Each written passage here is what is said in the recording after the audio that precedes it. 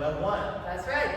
We did a bunch of swing outs today. We did. And we did swing outs open, so that was the challenge. So going from like here, we're not going to get a big fat rock step every time, because that makes this feeling. Hey! And remember, we built it up slowly. We went rock, flip, flip, flip.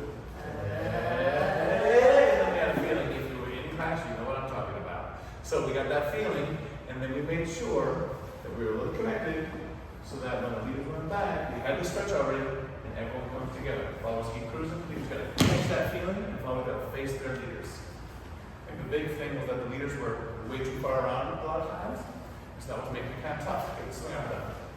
We're around really far. You got nothing left to turn around for, so you kind of step this way.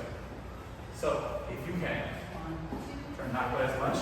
Turn left to do, just step in the direction that you want your partner to go, and it really sends the leaders. Ooh, that would be so great. Followers, not a huge step on one, and then no candy canes. Don't help turn things around. You're going to try to face your leader, but keep going.